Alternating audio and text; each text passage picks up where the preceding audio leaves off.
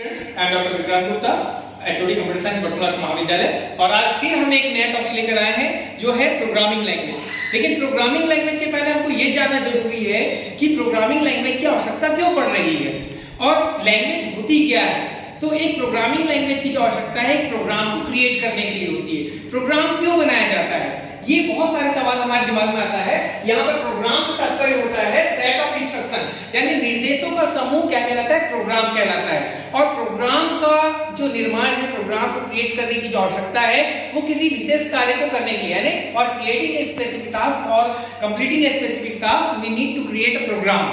For creating a program we need a programming language. मतलब एक program को build करने के लिए, बनाने के लिए हमको किसकी आवश्यकता पड़ रही है, प्रोग्रामिंग लैंग्वेज की आवश्यकता पड़ रही है। जिस प्रकार ह्यूमन बीइंग आपस में एक दूसरे से बात करने के लिए, कम्युनिकेट करने के लिए एक पर्टिकुलर लैंग्वेज का इस्तेमाल करते हैं, आइदर हिंदी और इंग्लिश, चाहे वो हिंदी हो या इंग्लिश हो या कोई और लैंग्वेज हो। क्यों यूज करते हैं भाषा का उपयोग?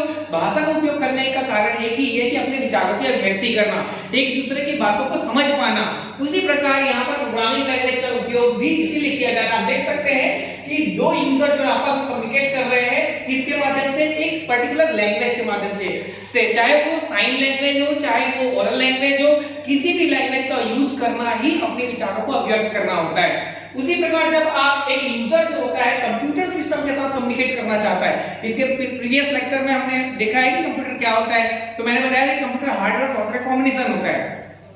तो हार्डवेयर से और सॉफ्टवेयर के माध्यम से हम जब कम्युनिकेट करना चाह रहे हैं सिस्टम से, कंप्यूटर सिस्टम से, तो एक पर्टिकुलर प्रोग्रामिंग लैंग्वेज की हमको आवश्यकता पड़ रही है। जैसा हम लिख भी चुके हैं यहाँ पे, which is used for creating a program and also used for communicating with the computer system. ठीक है, हमको जब भी कंप्यूटर सिस्टम के साथ कम्युनिकेट करना होता है तब हम एक पर्टिकुलर प्रोग्रामिंग लैंग्वेज का उपयोग करते हैं। प्रोग्रामिंग लैंग्वेज जब हम देख रहे हैं यहाँ पर, तो यहाँ पर विभिन्न प्रकार की प्रोग्रामिंग भाषाएं होती हैं। तो उसको हमने किसमें बांटा है, जनरेशन ऑफ प्रोग्रामिंग लैंग्वेज में। जब हम जनरेशन देखते हैं कि कौन सी प्रोग्रामिंग लैंग्वेज किस जनरेशन के अंतर्गत आती है, तो यहाँ पर सबसे पहले हमने देखा कि यहाँ पर फर्स्ट जनरेशन लैंग्वेज, यहाँ पर जो हमारी फर्स्ट जनरेशन लैंग्वेज है उसमें आता है आपका लो लेवल लैंग्वेज। अब लो लेवल लैंग्वेज हम क्यों कह रहे हैं, क्योंकि इसमें आता है मशीन लैंग्वेज, जिसको डायरेक्टली कंप्यूटर जो है वो समझ सकता है। कंप्यूटर मशीन कहलाता है, हम पढ़ चुके हैं इलेक्ट्रॉनिक मशीन होता है, और वो केवल और केवल मशीन भाषा समझता है। और मशीन भाषा किसमें अवेलेबल होती है, वो होती है 0 और 1, जिसको अपन बोलते हैं बाइनरी लैंग्वेज। ठीक है, बाइनरी लैंग्वेज। तो 0 और 1 में मौजूद जो भाषा होती है उसको कंप्यूटर सिस्टम डायरेक्टली अंडरस्टैंड कर सकता है, डायरेक्टली समझ सकता है, वो होता है हमारा लो लेवल लैंग्वेज। लेकिन इसमें काम करना बहुत ही ज्यादा कठिन कार्य था, क्योंकि 0-1 में यदि कोई एरर आ जाता था उसको फाइंड आउट करना बहुत कठिन हो जाता था। तो वैसे समय पर रिसर्चर्स के द्वारा या प्रोग्रामर्स के द्वारा सेकंड जनरेशन लैंग्वेज बनाई गई, जिसको कहा जाता है mid level language. Mid level language में आता है आपका असेंबली लैंग्वेज। नाम से ही पता चल रहा है कि असेंबली भाषा या ऐसी भाषा जिसमें न्यूमेरिक कोड का इस्तेमाल किया जा रहा है, एक कोड पैटर्न का इस्तेमाल किया जा रहा है जो इंग्लिश स्ट्रक्चर लैंग्वेज के रूप में मौजूद होती है। तो न्यूमेरिक कोड में मौजूद हमारा जो है यहाँ पर असेंबली भाषा होती है। जैसे अगर आपको लोड करना है तो उसके लिए आप लिखिए एलडीए। ठीक है, आपको कोई और क्रिएट करना है, एलडीए जैसे लोडिंग के लिए होता है, तो ऐसे बहुत सारे न्यूमेरिक कोड यहाँ पर। एडिशन के लिए आप ऐड लिख देते हैं, सब्ट्रैक्शन के लिए आप एसयूवी लिख रहे हैं। इस प्रकार से आप यहाँ पर क्या कर रहे हैं, कोड पैटर्न का इस्तेमाल कर, जिसको अपन कह रहे हैं न्यूमेरिक कोड। न्यूमेरिक कोड जो है इंग्लिश स्ट्रक्चर लैंग्वेज में ही बने हुए कोड होते हैं, जिसको ह्यूमन बीइंग आसानी से समझ सकता है। लेकिन फिर भी क्योंकि सारा जो प्रोग्रामिंग है वहां पर कोडिंग पैटर्न में होता है, इसलिए उसमें भी काम करना बहुत ही ज्यादा जटिल कार्य होता था। ठीक है, क्योंकि कंप्यूटर सिस्टम है, आप हर तरह से हर क्षेत्र के प्रोग्राम इसमें सभी भाषा में डेवलप नहीं कर सकते। इसलिए ये जो वर्क आई ये हार्डवेयर की लैंग्वेज कहलाती है। असेंबली भाषा जो होती है मशीन लैंग्वेज के बाद एक ऐसी भाषा है जो हार्डवेयर की प्रोग्रामिंग करने के लिए बनाई गई भाषा होती है।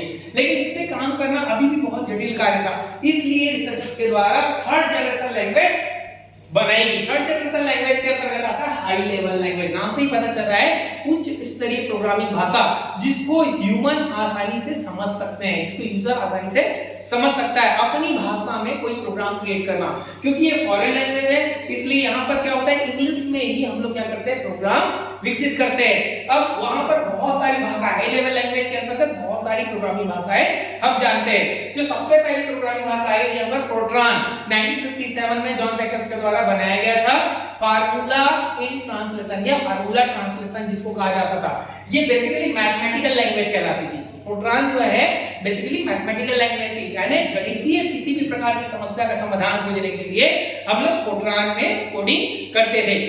उसके बाद आया कोबोल 1960 में। कॉमन बिजनेस ओरिएंटेड लैंग्वेज नाम की एक भाषा आई जो हाई लेवल लैंग्वेज थी। ये भले ही लैटिन लैंग्वेज थी, लेकिन इसमें हम बिजनेस से रिलेटेड कोई भी जो समस्याएं आती थी उससे रिलेटेड हम वहां पर प्रोग्राम डेवलप कर सकते थे। वैसे ही पास्कल था। पास्कल में क्या होता था, ये साइंटिफिक लैंग्वेज थी जिसको पास्कल, ब्लेस पास्कल के याद में और पास्कल करके बनाया गया था। ये साइंटिफिक लैंग्वेज थी, यानी साइंस से संबंधित कोई भी समस्या आती है, प्रॉब्लम आती है, तो उससे रिलेटेड प्रोग्राम आप उसको पास्कल में बना सकते थे।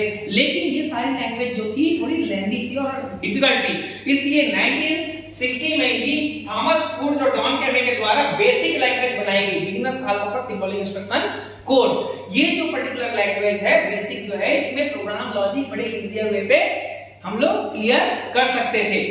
लेकिन ये सभी भाषाएं जो थी किसी एक पर्टिकुलर एरिया के लिए ही बिल्ड की गई थी, और इसका तात्पर्य सीधा सीधा ये था कि यदि हमको कोई एक क्षेत्र से संबंधित प्रॉब्लम आ रही है तो हम एक भाषा सीखें, दूसरे क्षेत्र से संबंधित कोई प्रॉब्लम आ रही है तो दूसरी भाषा सीखनी पड़ेगी। ये बहुत बड़ी समस्या खड़ी हो गई थी। तो ऐसे में 1972 में डेनिस रिची के द्वारा जो है AT&T बेल लैबोरेटरीज में सी लैंग्वेज डेवलप की गई, ठीक है, जिसको मदर ऑफ ऑल लैंग्वेज कहा जाता है। यानी सी लैंग्वेज में आप हर क्षेत्र से संबंधित प्रोग्राम वहां पे विकसित कर सकते थे। लेकिन प्रॉब्लम क्या थी, अभी भी इसमें प्रॉब्लम ये है कि सारे कोड्स को आपको याद करना पड़ता था, सारे कोड्स को सीखना पड़ता था यदि आप हर क्षेत्र से प्रोग्राम बिल्ड करना चाहते हैं, कोई आप वास्ट जो है इंटरफेस डेवलप करना चाहते हैं। तो ऐसी स्थिति में फोर्थ जनरेशन लैंग्वेज बहुत ही मददगार साबित हुई। यहाँ पर जो हमारा फोर्थ जनरेशन लैंग्वेज में यूजर फ्रेंडली लैंग्वेज आती है जो होता है VB। VB का फुल फॉर्म होता है V stands for visual basic. Visual basic जो है माइक्रोसॉफ्ट कंपनी के द्वारा डेवलप की गई प्रोग्रामिंग भाषा है जो यूजर फ्रेंडली कहलाती है। यूजर फ्रेंडली कहने का तात्पर्य क्या है, आपको यहाँ पर लगभग ऑब्जेक्ट्स जो होते हैं जैसे button, label, text, check box, radio option, ऐसे बहुत सारे पिक्चर, इमेज, आप आसानी से एक इंटरफेस को, मतलब जो कार्य आप यहाँ पर 6 महीने में करते हाई लेवल लैंग्वेज के, तो सी लैंग्वेज वगैरह में, वही काम आप 1 महीने में जो है विजुअल बेसिक में क्रिएट कर सकते थे, ठीक है। तो यहाँ पर हम लोग बहुत सारे ट्रांसलेटर प्रोग्राम की आवश्यकता पड़ती है, उसको मैं जब आपको ट्रांसलेटर प्रोग्राम के बारे में बताऊंगा तब मैं उसके बारे में फोकस करूंगा। तो ये हमारा विजुअल बेसिक है। विजुअल बेसिक के बाद फिफ्थ जनरेशन लैंग्वेज आई।